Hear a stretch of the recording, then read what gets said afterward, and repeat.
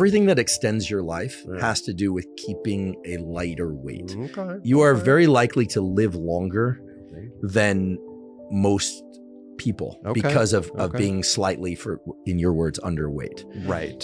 Now, there's nothing wrong with putting on a little bit of extra muscle if you want to be stronger for whatever reason. Yeah. But when you get past a certain point, it does shorten your life. There's no question about it, because it's like a second puberty. Yeah. Right. And the fastest rate of aging that you will ever go through at any stage is puberty. You know, I think no matter who you are, it's probably not a good idea to be really large. It's actually, any large animal lives less long than the smaller version of that same animal. Okay. So in the animal kingdom, little animals like honeybees survive, and hummingbirds and honeybees, they have short life compared to like whales. Sure. But within a species, like you look at dogs, Great Danes have a short life. A little Shih Tzu or whatever that.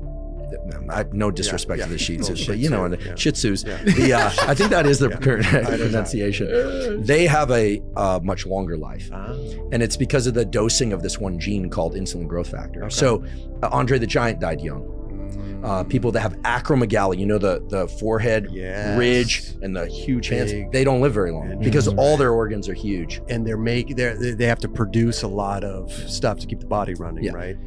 And people ask me this kind of stuff all the time. Like, what do I do? How do I sleep better? How do I stop stressing? And usually I find that people are not serious, meaning they want an answer, but they don't want to do the work. Right. So I was like, look, it's really simple. Can you not eat until 2 p.m.? I was like, yeah, I'm not hungry in the morning. I'm like, great, drink coffee, drink water, and in the morning, get up and just get on, either run or get on some exercise bike and just pedal like someone's chasing you with a syringe full of poison. And so there's a pretty straightforward formula where when you've been asleep all night, your fuel reserves, like you've got fuel in your fat, you guys don't have any of that, but you got fuel in your fat, you've got fuel in your muscles that can be burned, and you got fuel in your liver. It's called glycogen. And when you wake up early, all of that is as low as it's going to be because you haven't been eating anything. Got you. And so if you exercise then, your body starts dropping into your body fat stores quicker. So what I was trying to give Mike was a tool that would allow him to see some results really quickly. So I said, look, do it fasted and then continue to hydrate and then eat your first meal in the afternoon. And I said, and also, do you like drinking? And he was like, I don't know. I drink mostly because it kind of sets me straight up here. And I was like, well, we can talk about the stuff to kind of set your head level. I mean, he wasn't spun out. He just obviously was medicating with alcohol. Sure. And not in a severe way because he's fully functional. He's an amazing photographer, raised 2 kids. And so I want to be clear about what we're talking about here. Yeah. I didn't detect anything dysfunctional about him. He was just reporting to me that he wanted some assistance. Right. So I said, would you be willing to drop the drinking or pare it back? Yeah. And he said, sure. So, okay. So explain that.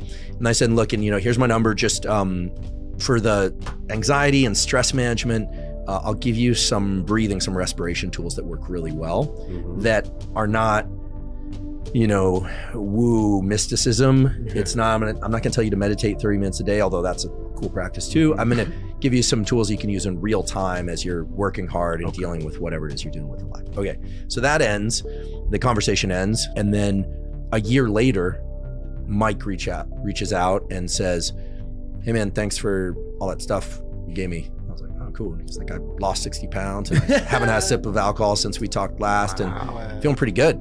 Damn. And I was like, so how did you do it? He's like, well, I get on the bike and I pedal as hard as I can and like someone chasing me with a syringe full of poison. Sure. And I was like, he remembered. And I was so impressed. Like very few people can just take the menu and just do it. Go. Right? Right.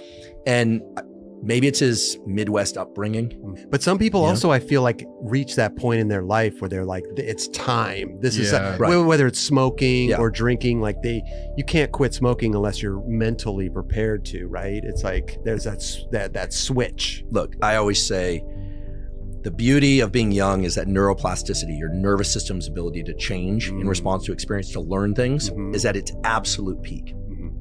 However, you don't have that much control over your life when you're young, right? Especially when you're really young.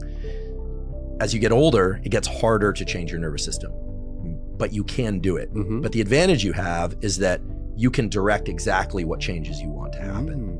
And so there are 2 different ways to change your nervous system depending on whether or not you're younger or you're older. And it's not like the gate drops right at 25. It just tapers off.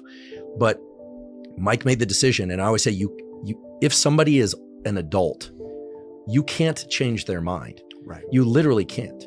They have to make the decision to do that. And he flipped the switch. He flipped it. He flipped it, and he's still there. And I think he feels much better.